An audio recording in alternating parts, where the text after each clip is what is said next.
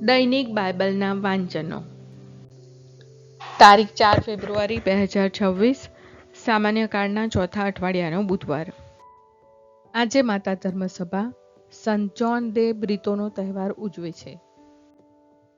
પહેલું વાંચન કોરિન્થના ધર્મસંઘ પર સંત પાઉલનો પહેલો પત્ર અને શુભ સંદેશનું વાંચન સંત યોહાન કૃત ગ્રંથમાંથી. પહેલું વાંચન કોરિન્થના ધર્મસંઘ પર સંત પાઉલનો પહેલો પત્ર, અધ્યાય 9, કલમ 19-27.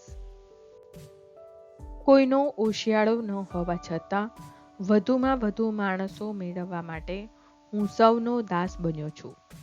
યહૂદી લોકોને મેળવવા માટે હું યહૂદી લોકો આગળ યહૂદી જેવો બન્યો છું. મોશેની નિયમ સંહિતાને આધીન લોકોને મેળવવા માટે નિયમ સંહિતાને આધીન ન હોવા છતાં તેમની આગળ હું નિયમ સંહિતાને આધીન બન્યો છું. જેઓ નિયમ સંહિતાની બહાર છે તે બિન યહૂદીઓને મેળવવા માટે તેઓની આગળ હું નિયમ બહારનો બન્યો છું. જોકે હું ઈશ્વરના નિયમ બહાર નથી, કારણ ઈસુના નિયમને હું આધીન છું. કાચી શ્રદ્ધાવાળા લોકોને મેળવવા માટે હું તેમની આગળ તેમના જેવો બન્યો છું.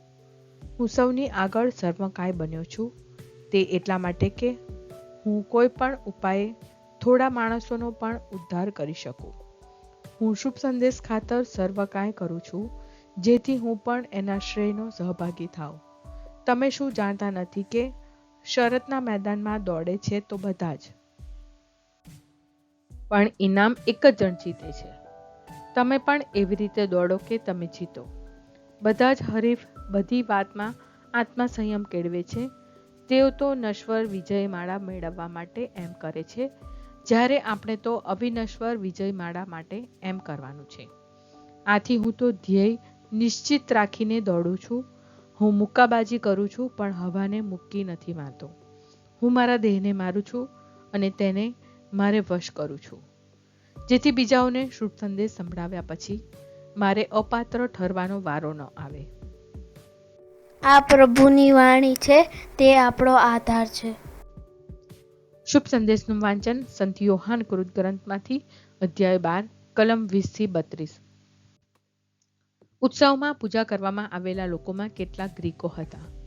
તેમણે ગાલિલમાં આવેલ બેથસદાના ફિલિપ પાસે આવીને કહ્યું, મોટા ભાઈ, અમારે ઈસુના દર્શન કરવા છે.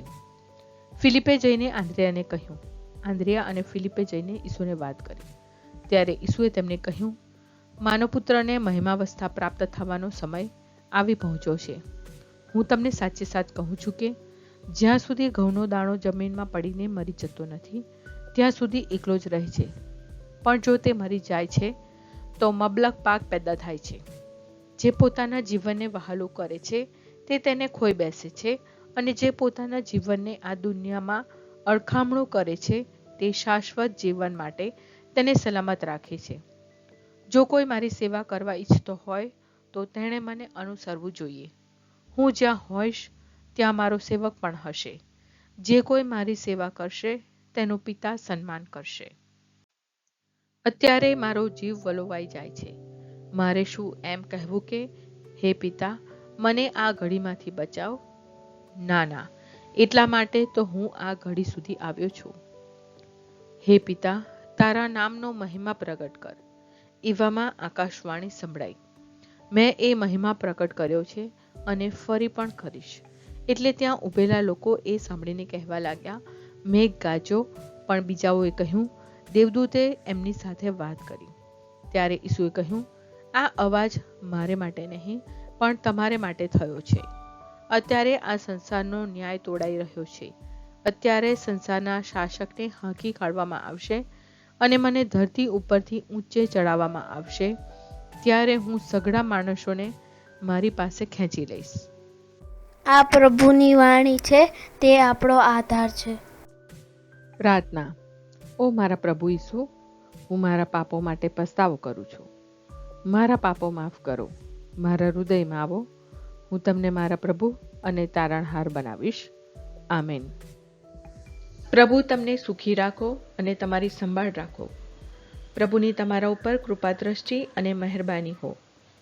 પ્રભુની તમારા ઉપર પ્રસન્નતા હો અને તે તમને શાંતિ બક્ષો.